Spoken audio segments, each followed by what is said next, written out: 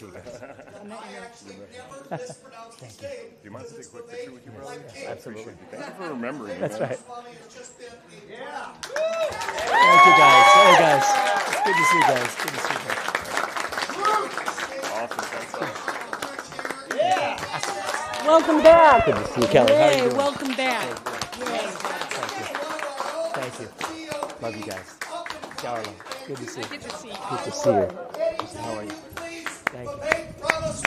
Thank you. Good to see you. Good to see you guys. Good to see you guys. He can run faster than me too. 'Cause he's Oh, give it up. younger. Give it up. Great to see you. Good to see you. Give this man a round of applause. You did a great job over the course of last. You got all you guys up here too? Oh, Wesley. Pleasant surprise. Good seeing you. Good to see you, Governor. How are you? Good, good. Ashley, I feel like we built a family in Iowa. I actually planted some roots there for a while, but it's good to be back and be with you all. You were just saying something that took me back to a moment in the campaign that I think is actually really relevant to this week as well, after what happened on Saturday. It was in Ottumwa, that very event where we accomplished what, if there's one thing I accomplished in the presidential campaign, I don't know if I could debate a lot of what I did, but one thing I'm proud to have accomplished is that people across the country, or at least this state of Iowa, can actually pronounce my name. So thank you. That was one of my top accomplishments in the presidential campaign. But at that event in Ottumwa, more importantly, you'll remember there was a woman who stormed in the middle. She came in from the back, and she was screaming. I initially thought she was a fan, actually. We get some enthusiastic fans, which I love. But this is the first time it happened in the campaign. And she was not a fan. She strongly disagreed with my pro-life views. And she wanted to be heard and to say something about it. So she interrupted the event. She came right to the middle. She was screaming at the top of her lungs. She got booed, and then the security at the event started to escort her out.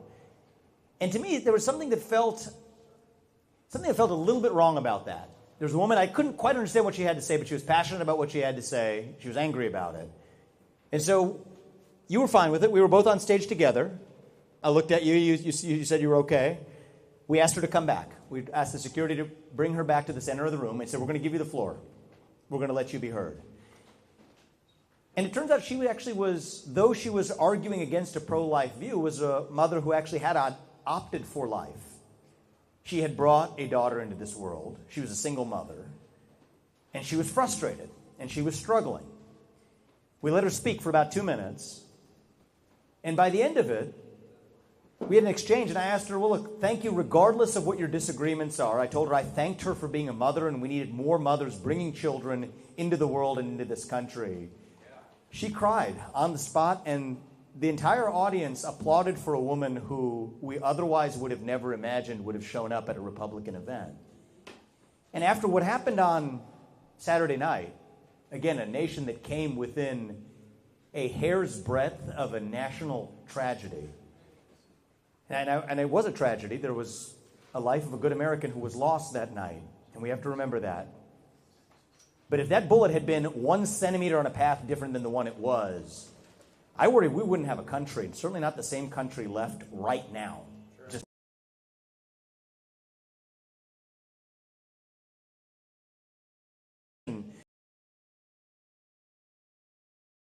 the party of national unity. That's who we are. Not some fake artificial unity, but the real thing. And the real thing means we're not going to agree with our opponents on everything. But we will still respect their right to say it as we expect in return. That's the America we know, where we can disagree vehemently at the dinner table but still have dinner at the end of it. That's the America I miss. That is the America that I think so many of us miss in this country. And we can criticize the left until we're blue in the face, because there's a lot of criticism to go around. But we're not going to save this country that way. I think the way we're going to save this country is actually by reviving who we are and what we stand for as Republicans and as Americans. Individual, family, nation, and God beat race, gender, sexuality, and climate every day of the week, and I think most Americans agree with us on that. We just need the courage to actually stand for it. And to bring this to a very practical realm of policy, I also see a historic opportunity to do something that we are long over to do in this country. And if we put President Trump back in the White House, this is what we get, is a shutdown of that administrative state, that fourth branch of government. I heard a couple of those speakers talking about it, and I'm glad, because it is the single most important thing we can do in this country, is to shut down the unelected bureaucrats and the bureaucracy who were never elected to exercise power in the first place. And we have a unique opportunity. People ask the question, why didn't President Trump do all of that in the first term? There's a good answer for that question, actually. The Supreme Court has given us the opportunity of a century, the opportunity of a generation in the last 2 years. We didn't have that in 2017. We have it now. West Virginia versus EPA in 22, 2 more cases that came out this year, Loper and Jarkissi. It's teed up. It's the dream of a century to say that we, the people, now create a government that is accountable to us. The people we elect to run the government can once again be the ones who actually run the government. That's why we fought an American Revolution. 1776 was about saying that, you know what, we don't need somebody in the back of palace halls who wasn't elected to that position. Step up and actually seize it. And I know that those of you in this room, and one of the reasons I love Iowa is because of what happens every 4 years, you all are trained to really train our civic process to what our founding fathers envisioned it. It's not somebody else's job. It's not somebody else's job to be a citizen. It is your job and our job and every one of our job to be a citizen. It is not just going to be Donald Trump coming from on high from the White House to save us. It's not even going to be a great governor like Kim Reynolds coming from the governor's mansion to save us. No, it is going to be each of us. If we are going to be saved as a country, and I think that's what we have a chance to do in the next 4 months, if we're going to be saved as a country, it is going to be because we save ourselves. And so that's what I'm asking you to do. Make a sacrifice that our founding fathers made 250 years ago. And I'll close on this. We talk about our founding fathers often. We don't often ask or remember what actually became of them. There were 56 men who signed the Declaration of Independence. 12 of them had their homes ransacked and burned to the ground by the British. 5 of them were captured by the British and tortured until their deaths. 9 of them died in the Revolutionary War. 3 more of them had their own children die in the Revolutionary War. They didn't make the sacrifice for them. They made it for us. And I'm asking each of you in the next 4 months not to sacrifice. We don't have to make the sacrifices they did. But we're going to have to make a sacrifice ourselves to say we're not going to take victory this November for granted. Complacency is a risk.